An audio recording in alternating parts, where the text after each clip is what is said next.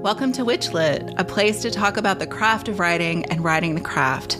I'm your host, Victoria Raschke, author, publisher, witch, and nosy Scorpio. You can support WitchLit and the serious book habit it requires at ko-fi.com/WitchLit podcast. And you can be part of the show by sending in your own death, sex, religion, politics, money questions for our guests to victoria@witchlitpod.com. If you like what we're doing here, please subscribe and give us a rating or review wherever you listen to podcasts. It really does help other witches find the show. Here's to never getting to the bottom of our to-be-read piles. Charity Bedell, also known as Luna Wind, has been a practicing witch for nearly 20 years. Primarily self-taught, Charity has explored multiple aspects of religious and secular witchcraft. She is trained in both modern Wiccan-styled witchcraft and more traditional-styled witchcraft. She's an eclectic witch drawing from many different cultures and traditions while keeping them separate in her practice. In 2017, she co-authored The Good Witch's Guide, a modern-day Wikipedia of magical ingredients and spells. In November 2020, the Wikipedia spell deck was published, which she was also a part of. Bedell has written for The Witch's Almanac and Kindred Spirit magazine and has presented at WitchCon. Her first solo book, Container Magic, was published by Llewellyn in January 2023. Charity Bedell, welcome to WitchLit. Hello, it's nice to be here. It's great to have you on. I enjoyed your books and I'm excited to get to talk about them. But our first question for everybody on the show is why write? Why write books? It's actually for me, it's two different things. First and foremost, I personally process information best through writing. So if I can write about something and I'm writing very well about it, it means I know the subject very well and I've learned what I need to know. And the other thing is that I just enjoy writing. Whether it be writing fan fiction, short stories, my witchcraft books, blog posts. I love to write. It flows naturally and it's just something that I've always done. And I actually kind of knew I was going to be an author when I picked up my very first witchcraft book at 13, and I just had something come to me and say, this right here is what you're going to be doing. Yeah. So it's funny. I think there is a knowing in that, and just like if you have that in you, it's going to come out somehow, I guess. You know, lots of people just write for themselves. But I think once you kind of make that decision to publish and to be out there, you put yourself on a path, I guess. So what did that path look like? Like, how did you go from picking up that first witchcraft book and knowing you're going to be an author to actually being one? Well, first it started with, just doing lots of in-depth posts on online forums that basically looked like they were half of a chapter or a good chunk of a section of a chapter anyway, based on whatever the topic was at the time. And then after doing that for a while, and I found out about blogs. So then I started a couple different blogs and I just started putting up various different writings and related to various pagan and spiritual things. There were 2 years that this thing called the Pagan Blog Project ran for, and basically it was a one post a week for a year based on a letter of the alphabet. So the first two weeks of the year you had two different entries on A, and then they did following down, and that was a lot of fun, and it allowed me to write about a couple of very specific topics very quickly. So yeah, that's I had great one on practice. Authors and then one on ancestors. Right. Yeah. And now I can go back and look at and take some of that stuff from my blogs and actually fine tune it because when I do my blogs, I do a lot of just free flow, write. And then when I feel like I'm done writing, then I pretty much submit. I don't do a lot of rereading and editing. But when I'm working on my books, I do the free flowing. Then when I get a pause, I actually go back and then I reread what I just wrote, and then I either keep it and continue, or I delete and go back, or I move it to a different section. Like, no, this actually belongs up here, or nope, that actually belongs down here. So yeah. I always think of writing as 10% writing and 90% editing, it feels like sometimes. So you after the blog stuff, what did getting that first book published look like? Well, what happened was Sean Robbins had just published Wikipedia. It had been out for about 2 years or so, and she was still looking for people to do book reviews. So I contacted her via Facebook. I'm like, I'll do a book review for you. Here's some, and I gave her links to several of the reviews, because when I do book review, I post it on my blog, I post it on Amazon, and then I also post it on Goodreads, so that it gets to audiences 3 different ways. Because I know there are people that will only read my blog. I know there are people that will only read, reviews on Amazon, and people that go to Goodreads for their reviews. So, and then I gave her the link to my blog, and she sent me a copy of the book, and I read it. And then after reading several of my blog posts, she asked me if I wanted to write a book with her. And at first I'm like, you're kidding, right? And she's like, no, I have this idea for a book, and I think you would be perfect for it. And she told me the idea for her book, which was The Good Witch's Guide, and she wanted to co-write it, but she wanted it to be mostly me, so it would be a chance for me to get into the publishing world and get my voice heard and get out there and start my career as a writer. And I after that I took some time to get a bunch of different ideas started and worked through. And once I felt really confident in the sales of how Good Witch's Guide was going, I sent a proposal out to a publisher. My first original publisher said no. Then I sent it to a different publisher. They also said no. So then finally I sent it to Llewellyn, and they're like, yes. I'm like, okay, sweet. So now I had my first solo book published. And now I'm working on, I've got like 15 to 20 ideas idea blurbs written down, or books that I would like, or books ideas I have. And then out of those, I have probably like 5 or 6 that are in various states of being ready to send in for a proposal. Mm-hmm. Yeah. So you kind of cracked that seal with that first book, it sounds like, which I think, yeah, I mean, I don't know that there's a concept of practice books.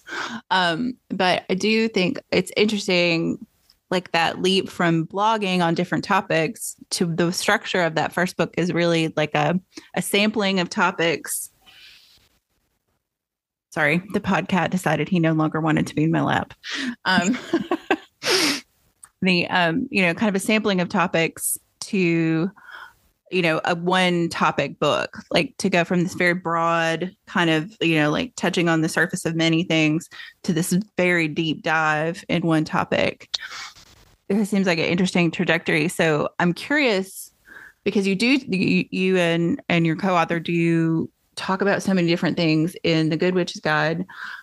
Why container spells was your first, like, okay, I'm going to do this deep dive on container spells, which I think gets, I mean, I think it's a very topical. I mean, you see a lot of it on Instagram. It's something a lot of people talk about, but like, I don't think most people would have thought, oh, there's enough there for a book, but clearly there was. So how did you make that decision to do that?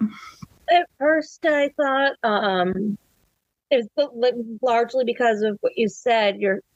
I was all over various groups with Facebook at the time on my original Facebook account before it got hacked, and started seeing like 3 or 4 posts a week and sometimes a day on different jar spells and poppets and things like that. I'm like, okay.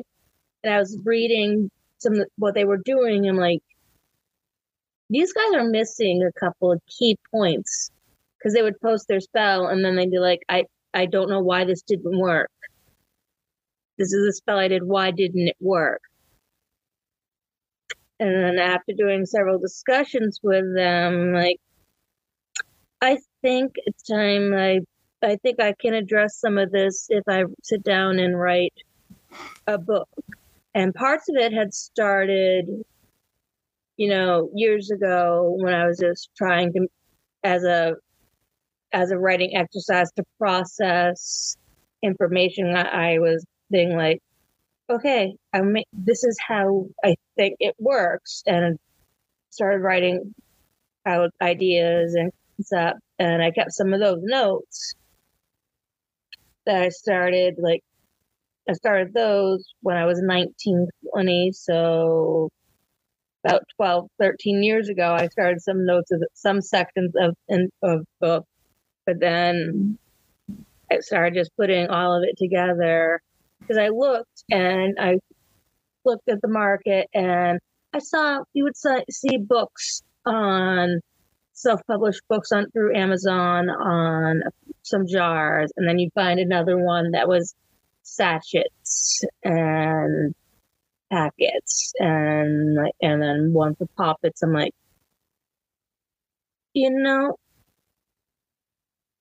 there's not a book that covers the whole general poppet, Mm-hmm.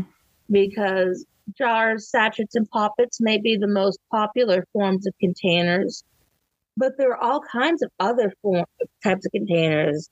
Like, I have boxes and tins, I got bottles, you got little ornament balls, and then you have things that you can make into packets, which are my favorite thing to do, which is just work magic using paper, folding paper, and chanting in mantras, and having just a little small thing, folded piece of paper that has very powerful magic on it that I just keep in my pocket. Mm-hmm.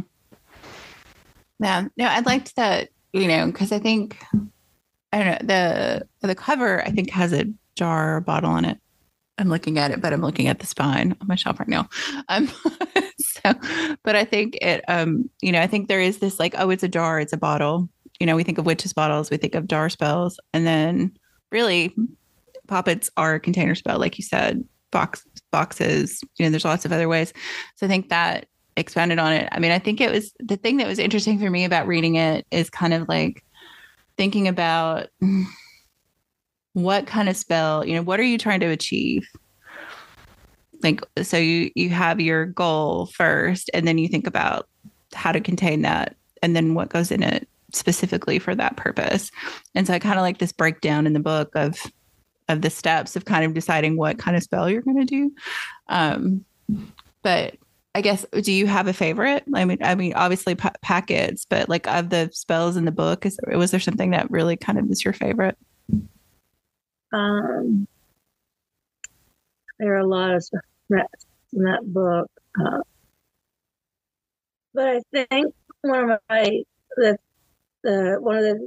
favorite things I had about writing was trying to make the point in the sachets, because I know there are a lot of people who would like to try doing sachets and stitching up poppets, but they're caught up on making it look nice and how I don't sew, it's not going to look right. It doesn't matter that it doesn't look that great. What matters is that you put the energy into it and that it's tight enough, that the stitches are tight enough to hold the materials in. As long as you can hold the materials in, then doesn't need to have perfect stitching. I think a lot of people get caught up in making things like, because so much in our life, everything has to look so perfect when we're doing presentation that people think that in their spellcraft, it has to be the same way. Spells don't have to be neat. They don't have to look pretty. In fact, some of the best and most effective spells I've done have been incredibly messy. And I mean, like I had 5 candles dripping on a plate that was caked with oils and powders, and it was a mess. But the magic that was worked was potent. Mm-hmm. So that's what I'm like. Doesn't matter if it looks pretty. You can make it look pretty if you want, but if you're worried about making it look pretty, you're losing the point of doing the work. Yeah. And I do think that is kind of an artifact of social media a little bit too. And maybe even before social media, like movies and things about witchcraft. I mean, I think we have this idea that, it is mysterious and you're, doing your spell in your flowy sleeves and your long hair, and that's how you catch on fire. Like, it's, there's gotta be, it should be about the magic and not what it looks like. But I think I think you're right. I think we do get caught up in this idea of perfectionism and making everything look pretty. As my tagline for my writing business is magic is real, but it isn't always pretty. And I'm like, it's just kind of how I feel about it in general. But one of the things I think is interesting, I feel like, we are kind of in this upswing, a little bit of 180, kind of in this upswing of books, written about magic and witchcraft and the occult that are heavily researched, not necessarily academic, but there's a lot of research and a lot of, citations and things like that to kind of talk about, traditions and things that have gone on in other writing that other people have done. And I don't think that that's a bad thing in any way, shape, or form. I mean, I think it's a good thing. But this book, your book specifically, is a lot about personal practice. Is a lot about like your knowing, based on what you've learned and teachers you've worked with and things like that. So like, how do you approach a book like this that, might not be research heavy? It's really your practice heavy. So how did you kind of approach writing that and like the work to do that? Because I am not going to assume, because I have written a cookbook, that you've done every single spell in the book. Maybe you have, and that's great. But I think, we also as practitioners, as cooks, even, you can write a recipe and figure out what something's going to be like without doing it because you know how things work. So I'm curious, like how you approach it and which spells to go in the book. The book is a mixture of spells that I wrote just for the book, that knowing like, okay,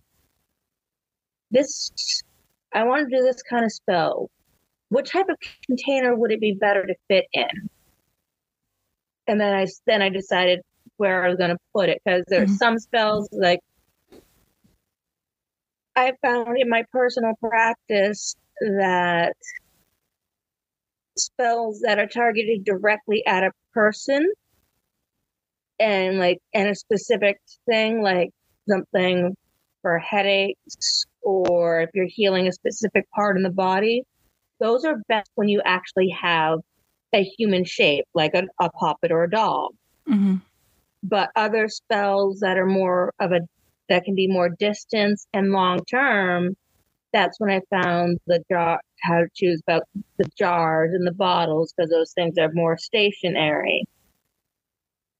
And then I was like, okay, and then I thought about sachets, and like, well, those are usually carried with you, so it's gotta be small. So I gotta make, figure out which ones would work best in that. Some of them were spells that I wrote and performed myself. A couple of them were inspired by spells that I had done for me.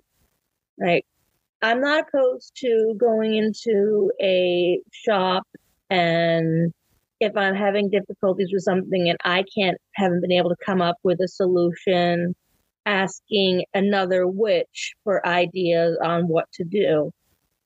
There is, I believe, a study sachet in there, and that was based on one that Lori Stopolopoulos, the owner of Crowhaven Corner in Salem. I was in one of my last years of college, so this would have been probably either 2010 or 2011, because I graduated in 2012. And like, no, I have this issue with I haven't been able to focus as much as I'd like. What can we do that? So we went through the stones, we went through the herbs, we found a couple of the stones and herbs together.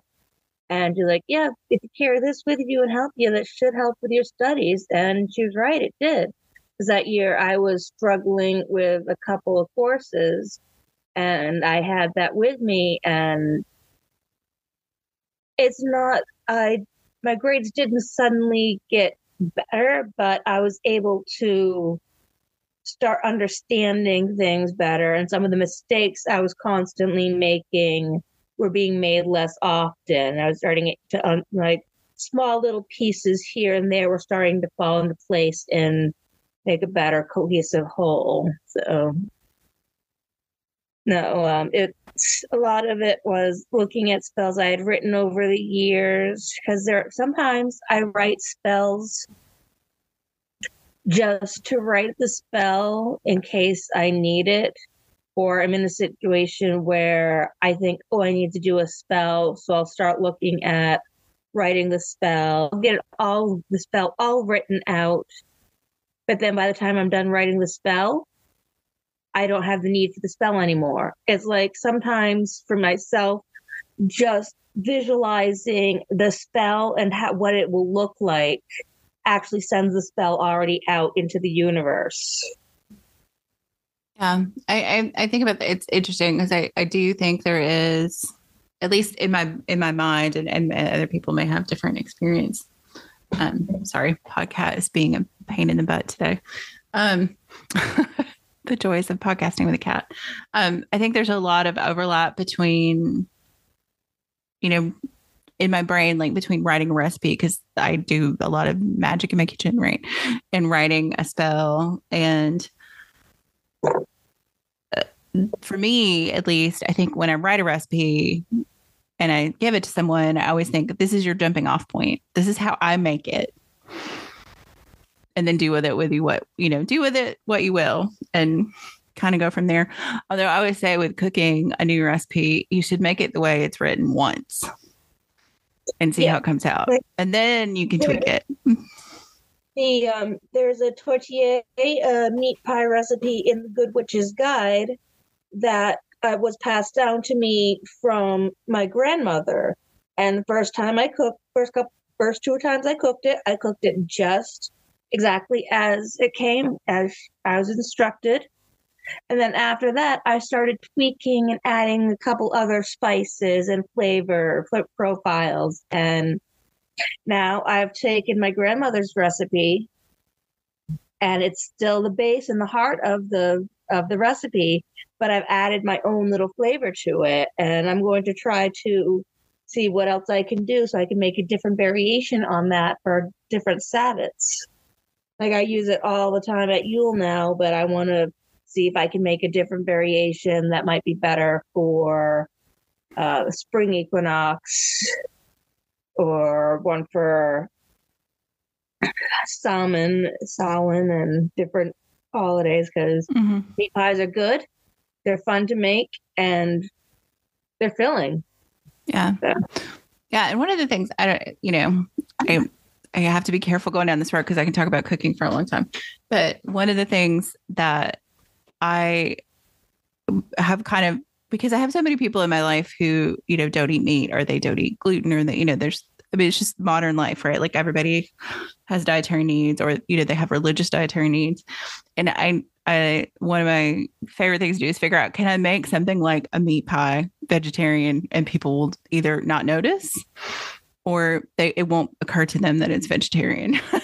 So like I think that is true of spells too, because one of the things you mentioned is, like a lot of the older spells, especially like in American Conjure and Hoodoo, and there were some, and even like old English spells too, there were some cruelty to animals in those spells. I mean, I don't know how else to put it. There was just cruelty to animals. So how can we take that spell and make it modern, still retain the magic of it, but not have to injure an animal to produce it, right? And I like that you talk about that in the book, because I think it's something, there is this idea that, oh no, to make a spell work, you have to do it exactly this way and your intention and all of that. And I'm like, I think if a spell is telling me that I have to murder a cat, it's not going to happen. Like that to me is not going to happen. So I've read a couple of those rituals because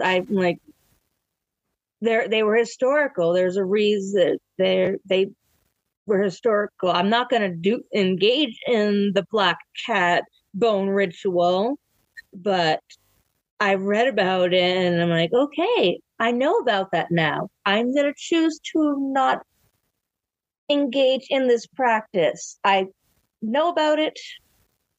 If people ask me about historical rites and stuff for this thing and about this such and such curio, I can tell them that, yes, I know this is how it's made, but I have never done it. No, there are, one of the spells in there was a shut up spell making a packet out of a beef tongue. And there are places where you can't get beef tongue at your market.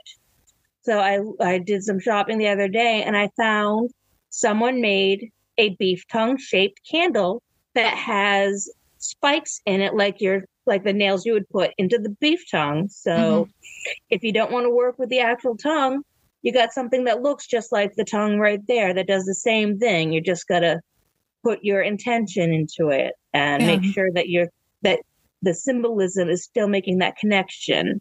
Because if the symbolism doesn't make that connection, it's not going to work. Right. Yeah. Like there's ways to make substitutions that keep the intent, I guess, and the thing. Right. Like with a meat pie, you could probably use tofu or mushrooms or something like that and have a similar tasting product, and it would be vegetarian friendly. Right. Yeah. Yeah. I think it's interesting to me just to think about ways to kind of modernize things that we might, sometimes the distasteful has its purpose. Let's put it that way. But I think when it comes to things like animal cruelty, I do eat meat and not very often. I was vegetarian for years until I married a carnivore.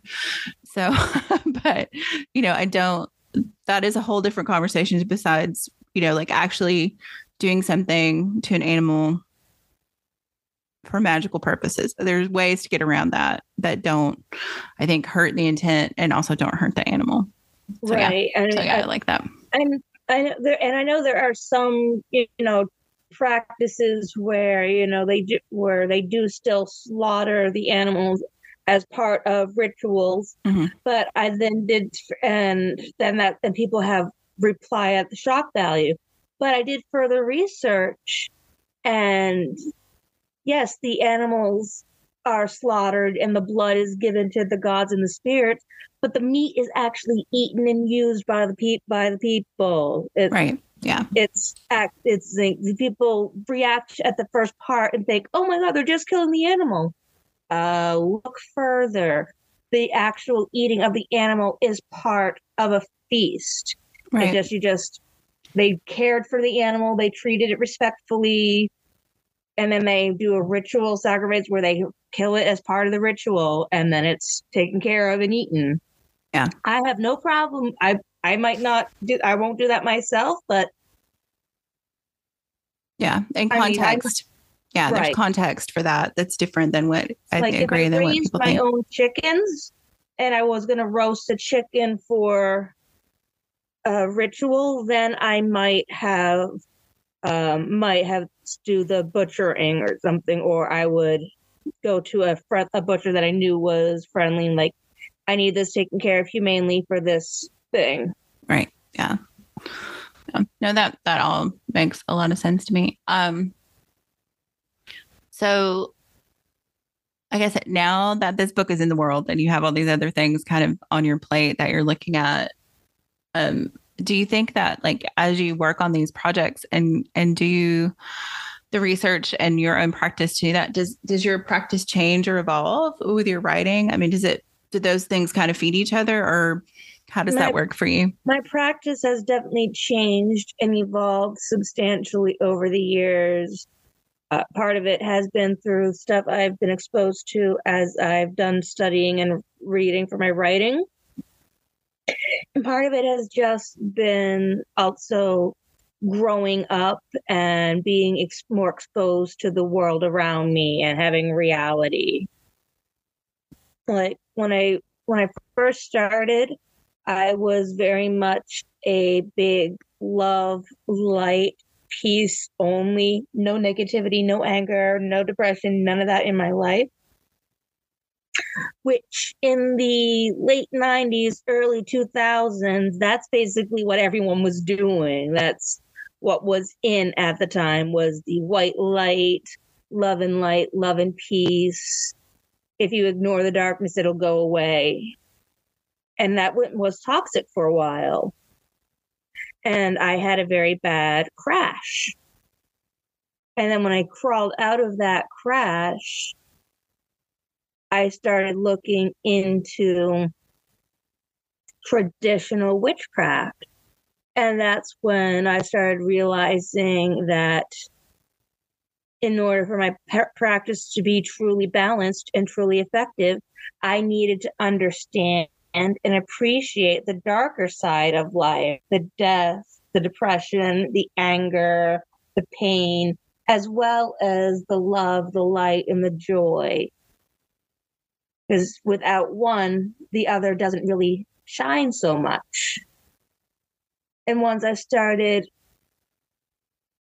integrating more of the traditional views, like realizing now that it's okay to, if someone goes after me, it's okay for me to respond back. Where in the past I might have just done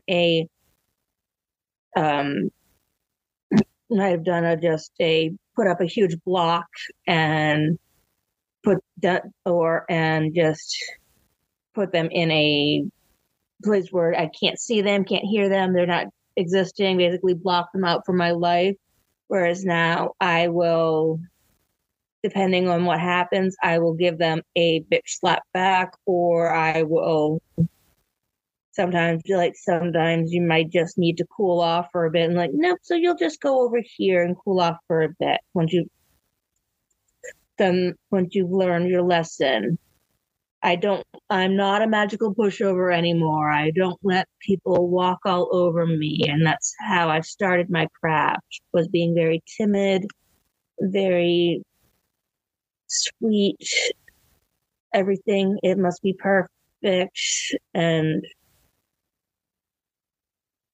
everything's basically all pure white is how I felt like I saw my visions of things. And now I see that there's no way anything can be purely light or purely dark. They are light and dark aren't opposites. They are the same thing, just one end of the spectrum on the other. And you just got to watch the pendulum swing and find somewhere in the middle. And I know I was thinking about the kind of the, I mean, I think the term at the time was kind of fluffy bunny approach to magic, which I kind of hate because I'm like, bunnies are magical in their own way. But yeah, I mean, I think the all of the aspects of that, as like kind of that, like coming out of the satanic panic and this backlash to that. And it's like, we're going to be, we don't want people to fear us as witches. We want to be as sweet and light and safe as possible. And so we're going to embrace this. I mean, I think part of it comes out of New Age, part of it comes out of that response to the satanic panic, all of that kind of approach. And I have enjoyed this arc to kind of digging back into, like, I don't know, as a witch, I don't want people to be afraid of me. I also don't want them to trifle with me either, I guess. It's like, it's not scary, but it's also not something to mess with. Right. It's been nice to see how they've been able to, keep it focused on how witchcraft is all about the self-empowerment, and which is a good thing, and for yourself, while still showing now that, there is a darker underside. Like, there are people who work with spirits of the dead and, the guardians of the crossroads. And some of those spirits can be kind of tricky and scary. But if you've been practicing long enough, it's no different than, calling on a spirit you've worked with since you started. Right. And I mean, there are a couple of spirits that have been with me from the very beginning that have watched me grow. And I've had some spirits that were around in the beginning left. And it's like, nope, you don't need me anymore. Goodbye. Yeah. Yeah. I do think there is this, like, I don't know. I talking with people in the show who look at these things, there's definitely these kind of renaissances of witchcraft and waves, witchcraft waves come and go. And I like the current one we're in that is really kind of like digging down into the history, both of modern witchcraft practices and, the modern history of witchcraft. And also, the folk ways, traditions, and the grimoire magic from, the Middle Ages and all that stuff. I love that it's all there, that we can all look at all of these things and see what works for us. And I don't know that, like, obviously there are practices you cannot pick and choose from. There are enclosed practices you can't pick and choose from. But right. I do think that, we all walk our own path with the other people. And there was a book I read a couple years ago called Trolldom, and it's all on a Nordic, not specifically Icelandic, Asatru type Nordic, but the other areas of the Norse region that, like in the Finland area and some of the area that's not talked about as often. Mm-hmm. And it was all about all the folklore and everything. And he included things that wouldn't be done today. Like, he included rituals of how people would take the bones from the people's graves and use them in magical work. And he even said, these things are included for historical purposes only. Mm-hmm. I don't expect you to do them. Many of these are going to be illegal to do now anyway. But it's important to know about where this stuff comes from. Right. So, there was a practice of divination where they would put scalding lead into water and look at its shapes and stuff. It's like, you can do that practice without lead. Just use candle wax or something else that you can drip and then melt and then drip into the water, because lead is toxic. Right. It's probably hard to get. I mean, unless you like make your own ammunition or something, it's hard to get that much lead. And then right. No, but that was an example of, one of the things that is like, this is what used to be done. Mm-hmm. Here, you can try it like this, use the same technique, but do it this way instead today. Right. And one of the things I think is interesting, as more books come out, as more research is being done, but by academics and by practitioners, or people who are both academics and practitioners, is we see the lines where things intersect.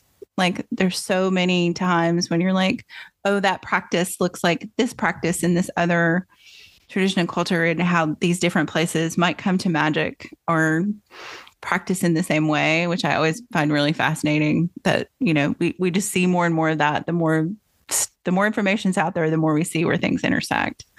So, but one of the things I also like is that there are people showing that, see, this practice is very similar to this, but if you look closely, you can see how this group approaches it like this. This group approaches it like that. So you can appreciate how they are similar, but you also have to appreciate how they are also different at the same time. Yeah, the cultural context is different for what that for Exactly. the meaning of it. Yeah, no, that makes sense too. Yeah, it's like it because I write fiction and it has magic in it. Like these are the rabbit holes I can go down all day. Like I can just look at this kind of information and see where that fits in and what it means.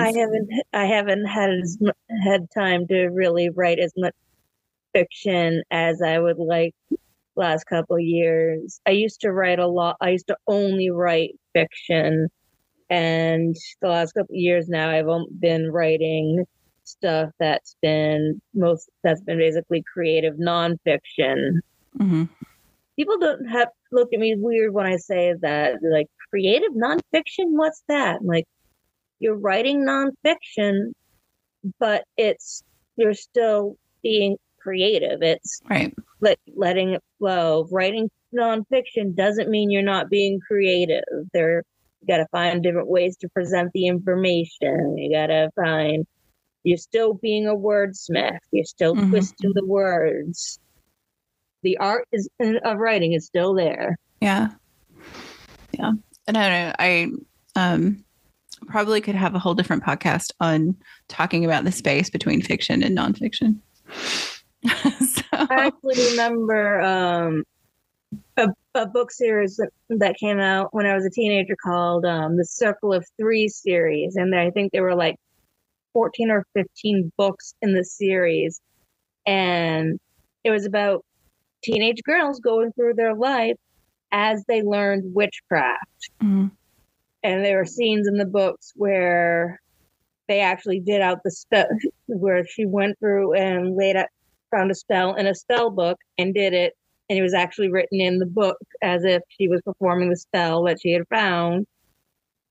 And then it was like, you could find little bits and pieces of information on actual witchcraft throughout the book, even though it was a completely fiction. It was a good way for people to be exposed to modern witchcraft without it being a book on witchcraft. Right. Yeah. I like that. I mean, and I also think of it, it's like, the like how we use fairy tale to talk about very real world things. It's not coded necessarily, but it's my brain is not working. I can't think of the word I want, but an allegory of what, real world situations talked about in this, what we think of as fairy stories or children's stories, which are really, they were not just for children. But they were actually originally for adults. Right. Very bardic traditions were originally for stories that the adults told around the campfire while the children were asleep. And then somewhere along the lines, they became associated with children and only children.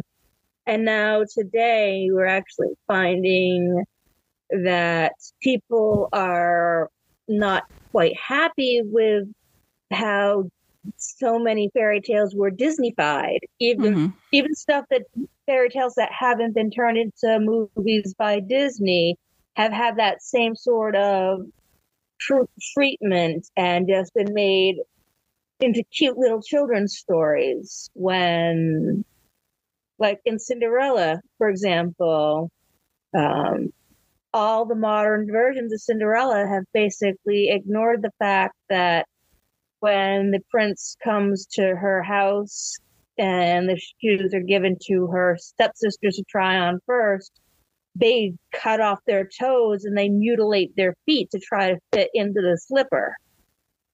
Yeah. They cut that out of most of the things. Like, and the same thing with like the Little Mermaid is how when she became a human, because her fin had been split into two to make the legs, her feet were bleeding with every step she took.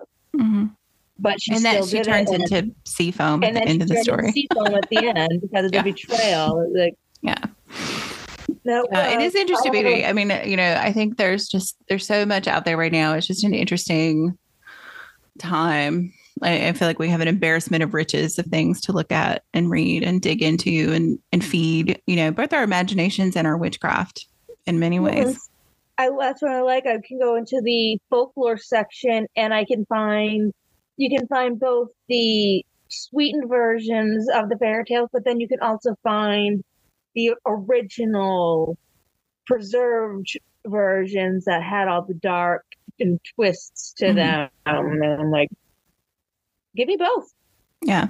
And give me the Give me retellings both. because these are living stories, right? And give me the retellings that people are writing Exactly. today. Yeah. So yeah, I think that's all very fascinating. So when you are kind of in your writing mode and doing that, like for things that you're researching, like how do you feed that well? Like how do you, what do you read? What do you look at?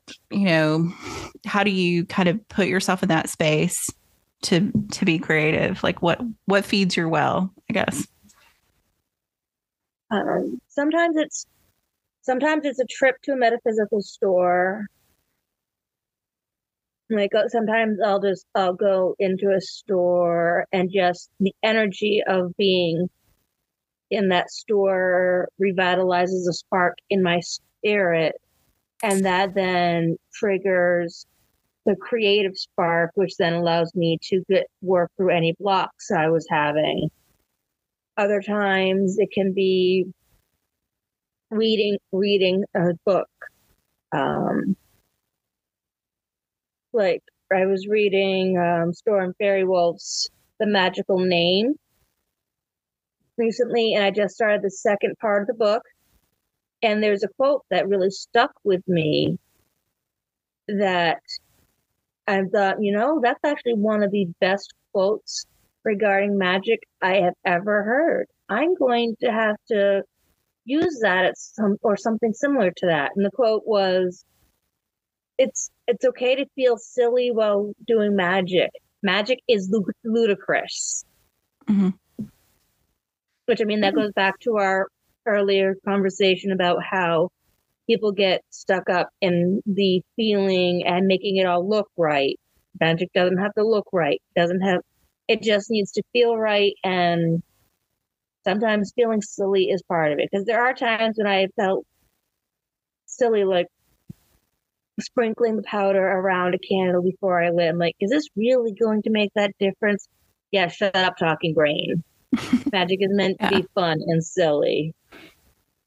Yeah. And I mean, I think I think you're right. There's this fight we have inside of us to do it correctly, to be perfect and proper. And then there's also like the skeptic in us is like, what are you actually even doing? So I think, it's the thing you have to fight against, like our acculturation to those things. But yeah, I mean, life is silly, life is dark, life is all those things, and so is magic. Like. I mean, you can't take yourself too seriously. Sometimes when I was having time at work, when I'm not writing, I try to have a job outside of the house. I've largely been working part-time retail jobs recently, and I'll be on the floor stocking shelves, and the tote that I've been working through has been empty. So I'm going to pick it up and bring it out back to where the totes are stepped, but I'll put it over my head and walk around silly like that for a few and be like, look, I'm a tote head. And just make my coworkers laugh and laugh myself and just try to have a little fun. Because if you can't have a little bit of fun and joy, then you're too serious. And if you're too serious, there's really no point in anything I found. Yeah. It's good to have a mix. It's good to have a mix.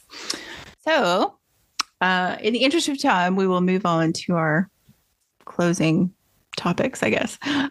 So before we get to our game of chance, I wanted you to give an opportunity to tell people where they can find you. And if you have anything coming up, this will come out in April. So kind of think about anything coming up after that. And yeah, where can people find you?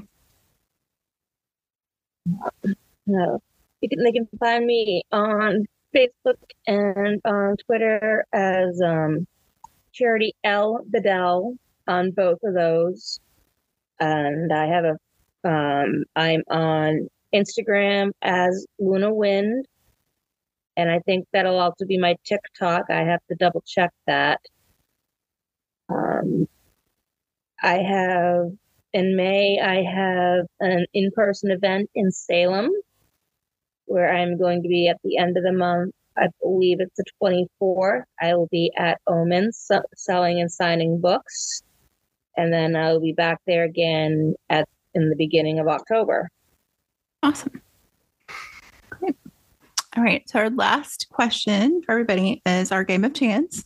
And I am going to roll a die, and depending on what number I get, you will get a question about one of those things we weren't supposed to talk about that, as witches we're drawn to, and especially Scorpio witches. Scorpio witches!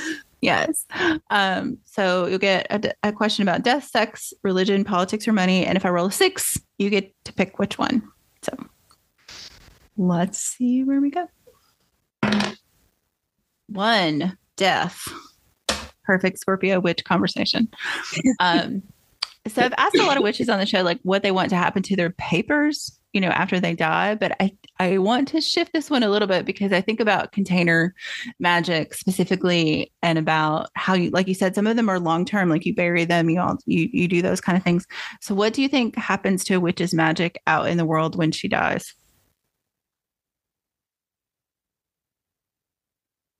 I think it might depend. Like, if it's something they were doing for themselves, it's done and gone. But if it was something like if they had long-term protection works going for loved ones and family and friends, I think that stuff's going to be sticking around for a little while. If only, especially if it was like a physical object they gave a friend, as long as the friend has that object, I believe the magic's going to work. But if it's not something that is actively still being used or held onto, then I think when the witch dies, it's just the energy can return to the universe and be used for something else. Mm-hmm. I like that idea that there are multiple possibilities. Because it reminds me of the idea that, you're alive in the afterworld as long as people remember you. As long as there are people who remember you, then you're still in this kind of space after death. And I like the idea that that's true of your magic too. I mean, it makes sense to me because once something has been made, the energy is in there. And I cover this with the contained magic, is that when you're holding and playing with the object that has the materials that created the container spell in it, it's the playing with it that activates the energy and sends it out. So as long as someone is still playing with that energy, or even if they're not actively playing with it, but if it's something that's hanging in their house and they see and they still look at and think, oh, yes, so-and-so made that for me, it's still going to work. It's still going to be there. Mm-hmm. Plus, I also feel at that point, the witch's spirit can actually then go touch a little bit of the object and be like, oh, I can put a little bit of my spirit presence in here and still keep an eye on you. Yeah. Yeah, I like that. Awesome. Well, Charity, thank you so much for being on the show. Thanks for having me. Yeah, and I'm looking forward to what your next topics are. I have a bunch of different things. I'm actually thinking that when I'm finished polishing off the sections I've been working on now, I'm going to go back and work on one I had started that is related closer to my first book. So we'll just see how things go. Awesome. Well, great. And good luck writing. Take care. Bye.